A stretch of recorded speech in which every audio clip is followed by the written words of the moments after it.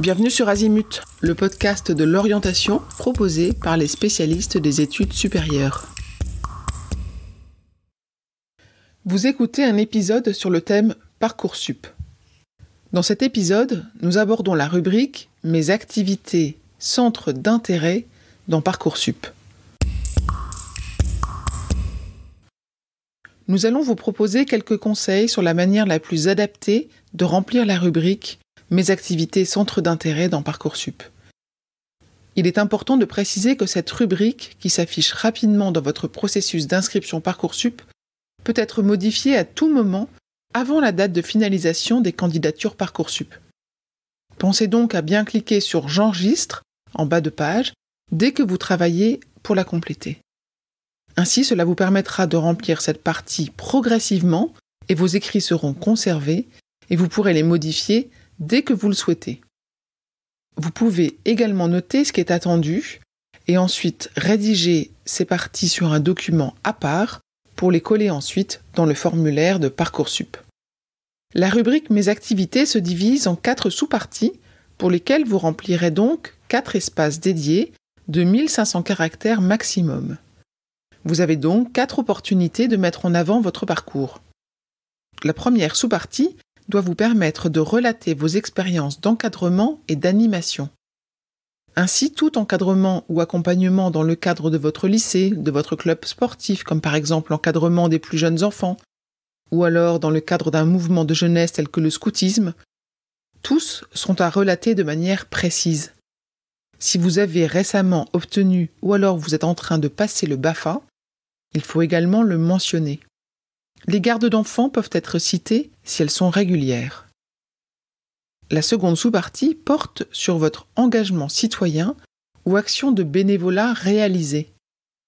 On peut ici penser à votre rôle au sein de votre lycée, avec par exemple la création d'une association, d'un bureau des élèves, d'un club de lecteurs ou de cinéphiles, mais également du tutorat ou d'aide aux devoirs auprès d'enfants en difficulté. Mettez en avant tout engagement associatif au profit d'une cause. Si vous avez couru pour récolter des fonds pour financer la recherche, si vous avez fabriqué des gâteaux pour offrir à des familles démunies, si vous participez aux collectes de la banque alimentaire, également si vous avez pris des engagements municipaux, et en effet certains élèves qui sont élus au sein d'un conseil municipal de la jeunesse dans leur ville, eh bien c'est le moment et le lieu pour tout exposer. La troisième sous-partie doit être rédigée un peu comme un mini-CV, puisqu'il s'agit de relater vos expériences professionnelles et vos petits jobs. Ainsi, pensez bien à indiquer dans quelle entreprise vous avez effectué ces missions, durant quelle période et quelle année. Précisez le secteur d'activité de la société, si c'est alimentaire, hôtellerie, restauration, sport, juridique, médical. Vous devez mentionner votre mission et ce que cette mission ou stage, ou votre petit job, vous a apporté en termes de connaissances et de compétences. Par exemple, le respect des délais, l'argumentation client. Les stages de 3e et de seconde doivent être relatés, mais également tous les petits emplois que certains lycéens effectuent dès 16 ans. La vente en magasin, les gardes d'enfants, les cours, les aides sur les marchés. Enfin, la dernière sous-partie intitulée « Ouverture sur le monde » a un double objectif, puisqu'elle doit permettre de relater vos pratiques sportives et artistiques, également de décrire les voyages et les séjours dans un pays étranger. En ce qui concerne le premier objectif, qui est de permettre de relater vos pratiques sportives et artistiques, prenez bien le temps de préciser les activités pratiquées, le niveau atteint, la durée de pratique de l'activité. En effet, il est toujours intéressant dans un dossier de voir des profils qui ont pratiqué un sport ou une discipline artistique un certain nombre d'années pour atteindre parfois un niveau compétition ou pratiquer au conservatoire. Le but est également que vous puissiez analyser les compétences retirées de ces pratiques. L'endurance, la capacité de concentration, la précision, l'esprit d'équipe. Le second objectif de cette sous-partie est de décrire des voyages et des séjours dans un pays étranger. Dans cette partie, évoquez d'éventuels voyages marquants ou des séjours linguistiques que vous auriez pu faire. Tout intérêt porté à une culture étrangère peut aussi être mentionné.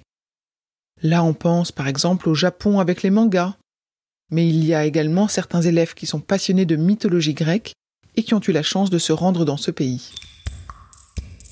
On ne vous l'a pas précisé, puisque c'est une évidence, mais on vous le dit quand même. prenez soin de votre orthographe et des termes utilisés pour vous présenter. La rédaction de la rubrique Mes activités centres d'intérêt dans Parcoursup ne se fait pas d'une seule traite et nécessite parfois l'aide de son entourage ou de spécialistes en orientation. Par ailleurs, en ayant rédigé avec soin et attention ces paragraphes, le travail de rédaction du projet de formation motivée sera plus aisé. Nous avons un épisode dédié à ce sujet dans le podcast.